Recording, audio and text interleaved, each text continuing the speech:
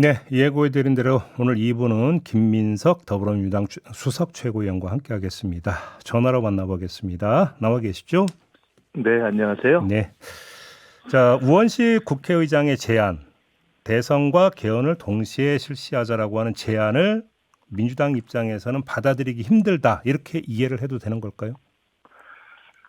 뭐 기술적으로 가능하고 또 그 내용적으로 가능한 부분이 있으면은 뭐 그것도 해볼 수 있겠다. 네. 근데 현실적으로 좀 어렵지 않겠는가.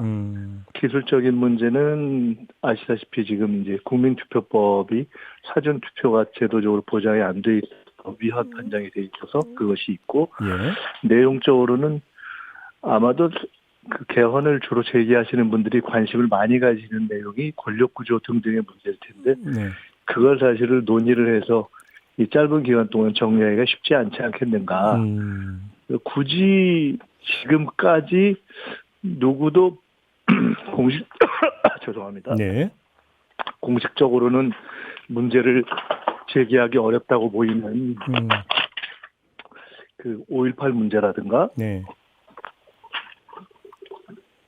아니면은 잠깐만요. 예.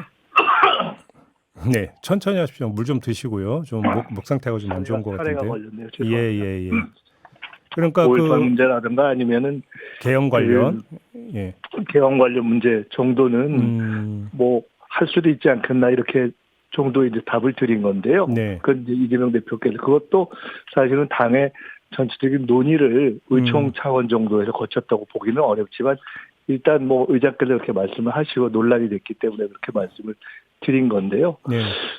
그냥 개인적으로는 어제 여기저기서 나온 뭐 기사들을 보면서 이게 정확한 건지는 모르겠지만은 그간의 국민의힘에서 개헌 문제에 대해서도 가령 국회가 해제할 수 있는 권한, 그러니까 전혀 지금 상황과는 반대로 그것이 너무 강한 거 아니냐 이런 얘기를 만약에 한 것이 진심이라면 네. 그런 얘기가 나오는 걸 봐서 야 그조차 너무 전혀 생각이 달라서 가능할까 뭐 이런 정도의 분위기라고 보시면 될 것 같습니다. 알겠습니다. 그다음에 그 입장 이전에 사실관계 하나부터 좀 확인 좀 할게요. 그러니까 그 네네. 우원식 의장은 그 양당 그 지도부와 논의를 거쳤다라고 이야기를 했는데 사실관계를 좀 확인해 줄 수 있을까요? 글쎄요, 뭐, 의장께서 그렇게 말씀하셨는데 제가 막 시시콜콜하게 말씀드리는 것은 좀 그럴 것 같고, 예. 근데 그냥 일단 팩트만 보시면 어제 이재명 대표는 그에 대한 자기의 입장을 얘기를 했잖아요. 저도 그 전날 그저께 처음 얘기가 나왔을 때, 지금은 내란 척결이 최우선이다. 네. 이런 입장을 SNS에 냈고, 지도부를 구성하고 있는 최고위원들의 대부분이 그런 비슷한 입장을 냈습니다. 그래서 네. 일반적으로 뭐 개헌에 대한 얘기가 뭐 예를 들어 우원식 의장을 포함해서 관심들이 많이 있고 논의가 있던 것을 뭐 알고 있고, 그런데 그것을 어떤 것을 뭐 논의를 하고 공유를 해서 정리가 됐다 이렇게 표현하는 거는 그건 다 판단이 다를 수 있지 않겠습니까? 네. 논의를 설령 했다 하더라도 그것이 뭐 개헌 필요성에 공감, 동의를 표했던 건 아니다. 이렇게 좀 그 이해를 하면 될까요? 지금 말씀을? 아니 개헌에 대해서는 그 개헌 자체가 나쁘다라고 얘기하는 사람은 별로 없습니다. 근데 이제 들어가면 내용이 뭐 워낙 다르고 동시 추진에 대해서. 그 동시 추진에 대해서는 그야말로 그것은 생각들이 이미 그 어제 이재명 대표가 이렇게 표현한 것이 어제 그 전에 최고위에서 이렇게 의논들을 좀 한 건데 다들 현실적으로 그렇게 가능하겠나 이런 생각들을 많이 갖고 있었다 보시면 될 것 같습니다. 알겠습니다. 이재명 대표가 어제 이제 그 주요하게 두 가지 발언을 했는데 관련 질문을 좀 드릴게요. 이제 먼저 첫 번째, 지금은 내란 종식이 먼저다. 사실 이거는 이제 민주당에서 계속 일관되게 해왔던 이야기인데, 자 김부겸 전 총리나 김경수 전 경남지사 같은 경우는 이 내란 종식과 개헌을 별개로 접근할 필요가 있겠느냐라는 취지의 주장을 했는데 이런 시각은 어떻게 받아들이세요? 뭐 그렇게 볼 수도 있고요. 네. 그리고 또 개헌이라는 건 또 독자적인 내용이 있는 거니까요. 그런데 현실의 문제에서는 지금 이제 한 60일 정도밖에 안 되는 이 대선 기간 동안에 개헌 논의를 하면은 당장 지금도 저희가 그걸 주제로 지금 방송을 하지 않습니까? 네네네. 그리고 그에 대한 갑론을박이 생길 수 있는 것이어서 무엇이 가장 중요한가 하는 것을 놓고 본다면 그거는 명확하게 내란 중식이라는 점이다. 그것을 중심으로 하면서 뭐 네. 나머지를 생각해 볼 수 있다. 이 점에 대해서는 이견이 없는 것 같습니다. 저희 당내에서. 알겠습니다. 그러면 추가 질문인데요. 내란 종식이라고 하는 개념의 완성태는 어떤 걸까요? 그건 뭐 참 어렵죠.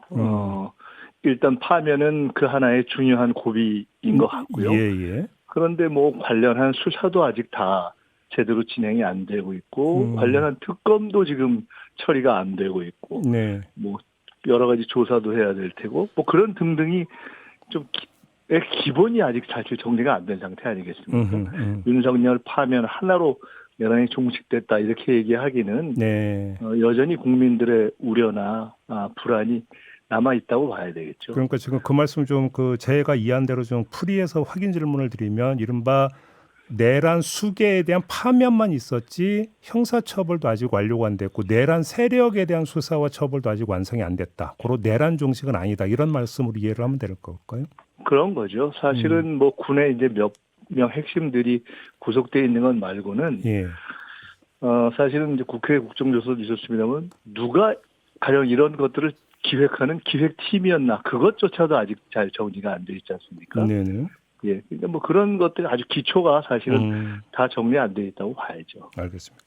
이재명 대표의 발언 가운데 또 하나가 대선이 끝난 후에 최대한 신속하게 개헌을 공약대로 하면 될 것 같다라는 발언인데요.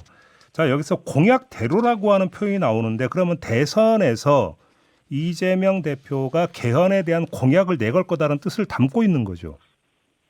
뭐 이재명 대표가 아직 후보가 확정된 건 아니니까요. 네. 근데 이제 당내 후보 선정 과정을 거칠 때 각 후보는 개헌에 대한 입장을 당연히 내겠죠. 네, 그러겠죠. 그리고 예. 이재명 대표는 이번 대선이 아니라 지난 대선에 이미 가령 국회로 감사원을 이전한다든가 뭐 총리 추천제라든가 대통령 연임 또는 주임제 이런 것들 이미 낸 바가 있습니다. 네네. 그러니까 그리고 그런 것들은 그 후보가 누구냐를 떠나서 저희 당에 뭐 대략 이 정도는 공유할 수 있겠다 하는 것들은 이미 있었죠.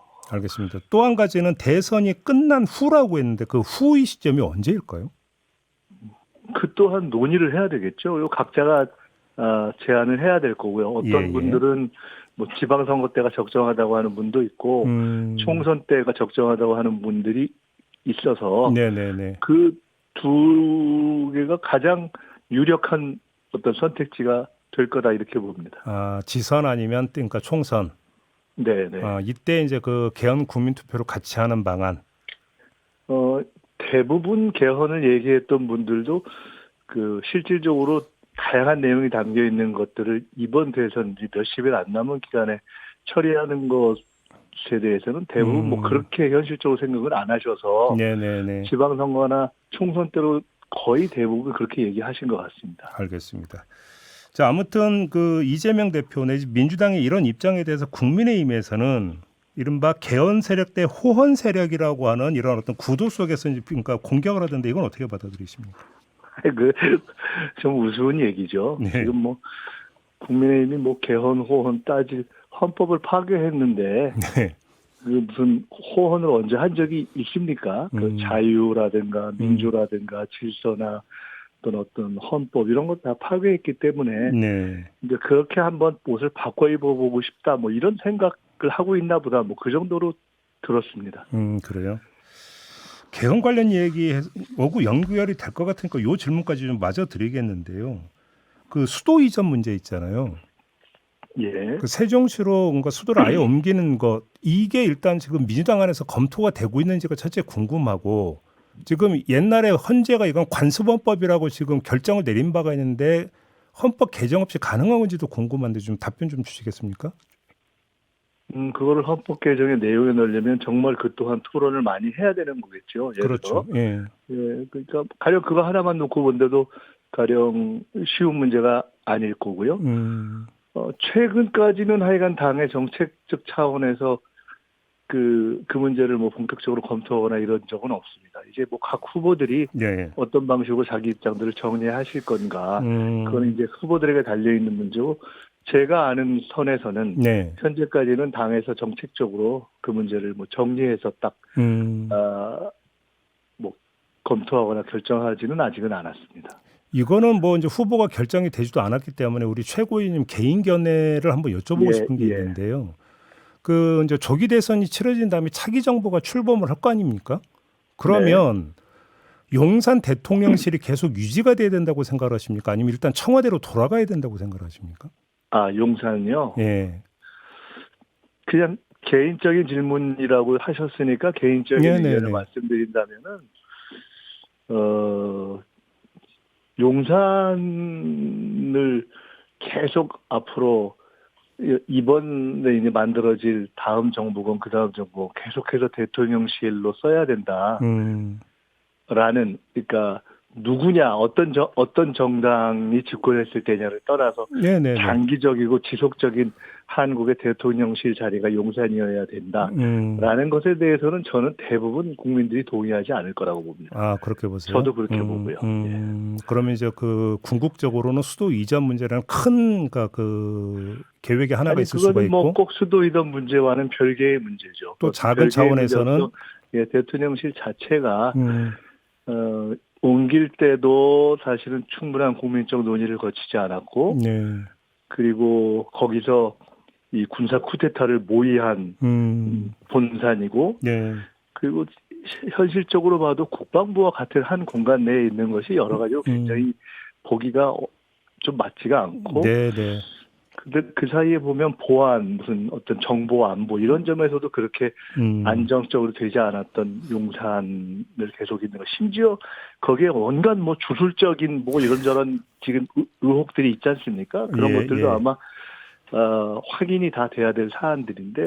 잠깐만요. 용산 대통령실에 무슨 주술적인 뭐가 있습니까? 아니, 지난번 국정조사 때 그 공간 안에 뭐 어떠한 부분에 뭐를 뭐 묻어놨다는 등등등 그런 것들이 질문이 꽤 많이 있었습니다. 아, 그래요? 근데 이제 그에 대해서 답이 시원하게 되지가 않았고, 질문했던 의원들 사이에서는 그게 사실인 것 같다 뭐 이렇게 얘기하는 걸 들은 바가 있어서 그런 등등도 이제 다 확인돼야 될 사안들이고 해서 어쨌거나 그런 걸 포함해서 저는 저 개인적으로는 현실적으로 어느 시기까지일지는 모르겠지만은 그게 장기적이고 영속적인 대한민국의 대통령 집무실로 가는 것에 대해서는 저는 동의하지 않습니다. 알겠습니다. 지금 국민의힘에서 지금 보도에 기초하면 국민의힘에서 한덕수 총리를 대선 후보로 영입하려는 움직임을 계속 보이고 있다는 보도가 나오고 있는데 어떻게 평가하십니까? 글쎄요, 뭐 어떻게 보면은 한덕수 대행도 그 얼마나 중한 위반이냐, 당장 탄핵까지 될 사안이냐라는 거에 대해서는 의견들이 여러 가지로 갈렸지만은 가령 헌법재판관 임명이라든가 뭐 이런 등등에 있어서 헌법과 법률을 위반했다 하는 것에 대해서는 이미 판단이 나와 있지 않습니까? 그러니까 그런 헌법과 법률을 한다 하는 점에서는 뭐 국민의힘이나 한덕수 대행이나 공통적이고, 그래서 뭐 그런 생각을 한다면은 참 일관성 있다 이런 생각이 드는 정도인 것 같습니다. 그래요. 그냥 뭐 이거저거 따지지 말고 옳고 그른 거 따지지 말고 그냥 만약에 후보로 나온다고 가정을 해보죠. 파괴력이 있다고 보세요? 어떻게 진단하십니까? 글쎄요, 뭐 그게 무슨 파괴력이 있겠습니까? 지금 내란을 종식하고 우리가 이제 새로운 이제 정상화를 이루어야 되는 과정인데 그간의 한덕수 대행이 보인 모습이 글쎄 무슨 지금 이 시대에 맞다고 생각을 하겠습니까? 그래요. 별로 그렇게 파괴력이 있을 것 같지 않다라는 말씀이신 것 같네요. 글쎄 국민의힘이 하는 생각이 참 그렇구나. 뭐 그냥 그렇게 생각됩니다. 정치 중립 논란은 없는 겁니까? 어떻게 봐야 되는 겁니까? 그 문제는? 지금 한덕수 대행이 할 수 있는 그나마 최선의 처신은 그간의 여러 가지 잘못을 네. 이렇게 생각하면서 예. 이 남아있는 기간에 원래는 지금 한덕수 대행을 포함한 내각이 총 사퇴를 해도 모자랄 정도의 어떤 죄송함을 국민에게 가져야 되는 거 아니겠습니까? 네. 그렇기 때문에 그런 입장에서 공정하고 안정적이고 네. 최대한 중립적인 지금 뭐 여당도 없어졌지 않습니까? 네. 사실 대통령이 있는 당이 여당이기 때문에 그래서 그런 것을 잘 할 생각을 하는 것이 그나마 현 시점에서 해야 할 일 아니냐 이렇게 봅니다. 알겠습니다. 마지막 질문으로 좀 이걸 드려야 될 것 같은데 이제 어차피 그 국민의힘이나 민주당이나 모두 이제 경선으로 이제 들어가지 않겠습니까? 근데 예. 이제 민주당 같은 경우는 이재명 대표의 일강 체제가 워낙 확고하다 보니까 경선에서의 흥행 요소가 거의 없고 이래서 결국 컨벤션 효과를 누리지 못하는 거 아니냐라는 진단이 미리 나오고 있던데요. 이런 진단에 대해서는 어떻게 받아들이십니까? 뭐 그럴 수 있죠. 네. 그럴 수 있죠. 그런데 뭐 이재명 대표가 이미 경우에 따라서는 양자 대결이나 또는 다자 대결에서 뭐 30% 후반대에서 50% 초반대에 이르는 그 타 후보들을 그러니까 여야를 떠나서 훨씬 넘는 그 지지율을 가지고 있다는 것 자체는 사실이기 때문에 그 지지율을 뭐 억지로 떨어뜨릴 수도 없는 것이고 예, 그것 자체는 그냥 그런 현실에 기초해서 또 보는 것이죠. 예. 그래요. 알겠습니다. 자, 오늘 말씀은 여기까지 들어야 될 것 같습니다. 고맙습니다, 의원님. 네, 감사합니다. 네, 김민석 더불어민주당 수석 최고위원과 함께했습니다.